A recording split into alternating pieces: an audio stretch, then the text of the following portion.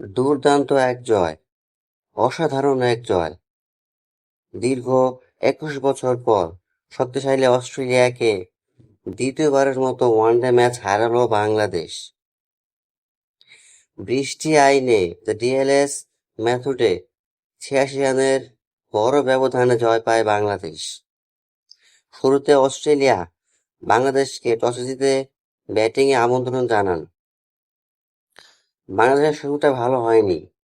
ইনিংসের দ্বিতীয় ওভারে প্রথম উইকেট হারায় বাংলাদেশ, অর্থাৎ সাইফ হাসান। তিনি কট আউট হয়ে প্যাভিলিয়নে ফেরত যান, মাত্র ৫ রান করেন।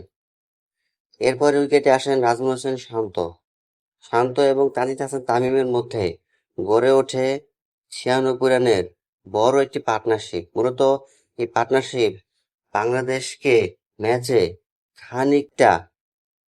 খানিকটা টিকে রেখেছিল। এরপরেই টপ অর্ডারে আরো ৩ জন ব্যাটসম্যান আউট হয়ে যান।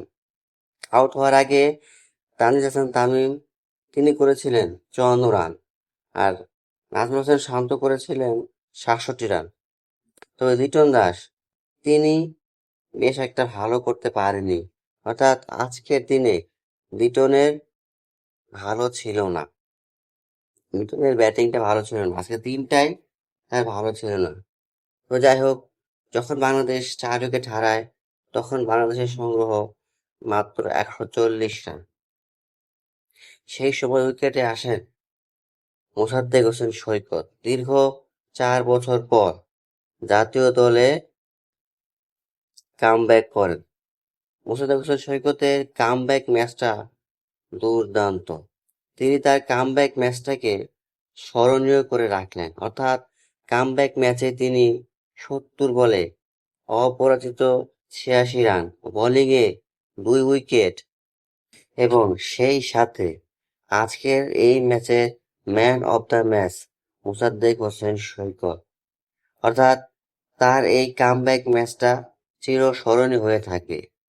তিনি যেভাবে কামব্যাক করেছেন, যেভাবে দলের প্রয়োজনে ব্যাটিং করেছেন, বোলিং করেছেন, অর্থাৎ ৮৬ রান পাশাপাশি ২ উইকেট। মোসাদ্দেক হোসেন খুবই ভালো খেলেছেন, দলকে জিতিয়েছেন। অস্ট্রেলিয়া, মাইটি অস্ট্রেলিয়া শক্তিশালী একটি দল। বরাবরই অস্ট্রেলিয়ার কাছে বাংলাদেশ হেরে গেছে ২০০৫ এবং ২০২৬। এই মাঝখানে ২১ বছর যতবার বাংলাদেশ এবং অস্ট্রেলিয়া মুখোমুখি হয়েছে ততবারই অস্ট্রেলিয়ার কাছে বাংলাদেশ হেরেছে, বাজেভাবে হেরেছে। ২০০৫-এ প্রথমবার বাংলাদেশ অস্ট্রেলিয়াকে ওয়ানডে ম্যাচ হারিয়েছিল। সেই ম্যাচে জয়নায়ক ছিলেন মোহাম্মদ আশরাফুল। সেই আশরাফুল ২০২৬ সালে এসে বাংলাদেশ জাতীয় দলের ব্যাটিং কোচ। অর্থাৎ প্রথম জয়ও আশরাফুল ছিলেন, দ্বিতীয় জয়ও আশরাফুল।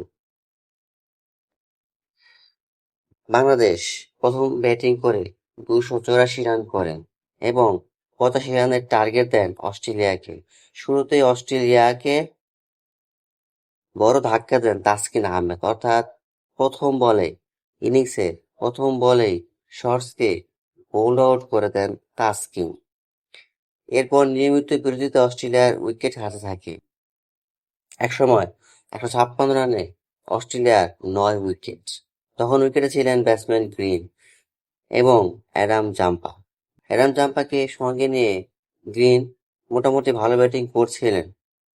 তিনি তার ৪৪তম ফিফটিটাও করে নিয়েছিলেন। ১৯১ রান সংগ্রহ করে অস্ট্রেলিয়া ৪২ ওভারে ৯ উইকেট হারিয়ে। এরপরই শুরু হয় বজ্রপাত। তখনও বৃষ্টি হয়নি, তবে ভয়ানক বজ্রপাতের কারণে ম্যাচ বন্ধ করে দেওয়া হয়। ম্যাচ বন্ধ করার কিছুক্ষণ পরেই শুরু হয় বৃষ্টি। সময় ছিল ৮টা পর্যন্ত। এই সময়ের মধ্যে যদি বৃষ্টি কমে যায় তাহলে ম্যাচ গড়াবে, অন্যথায় ম্যাচ বাতিল করা হবে। এবং ৮টার সময় সেটাই হলো। বৃষ্টি শুরু হলো, বৃষ্টি বন্ধ হলো না এবং ম্যাচ বাতিল এবং ম্যাচ শেষ ঘোষণা করা হলো। বৃষ্টি আইনে বাংলাদেশ অস্ট্রেলিয়াকে ৮৬ রানে হারালো। বড় একটি জয় পেল বাংলাদেশ। বোলিংয়ে দুর্দান্ত ছিলেন তাসকিন আহমেদ, নাহিদ রানা এবং মোসাদ্দেক।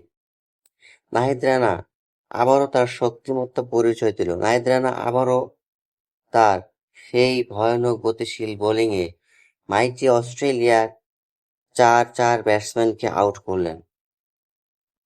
পাশাপাশি তাসকিন আহমেদের একটি উইকেট এবং মোসাদ্দেক হোসেন সৈকতের ২টি উইকেট শেষ পর্যন্ত বাংলাদেশ দলকে জেতাতে অনেক বড় ভূমিকা রাখে।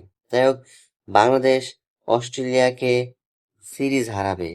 বুধবারের ম্যাচটি বাংলাদেশ অস্ট্রেলিয়াকে হারিয়ে সিরিজ নিশ্চিত করবে এবং হোয়াইট ওয়াশও করবে, এটা আশা করা যেতেই পারে। কারণ বিগত কয়েক সিরিজ ধরে বাংলাদেশ অনেক ভালো খেলছে, দুর্দান্ত খেলছে। তাই আশা করা যায় যে বাংলাদেশ অস্ট্রেলিয়াকে সিরিজ হারাবে।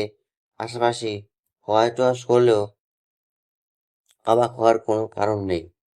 বাংলাদেশ জাতীয় দলকে রইল অভিনন্দন, শুভেচ্ছা।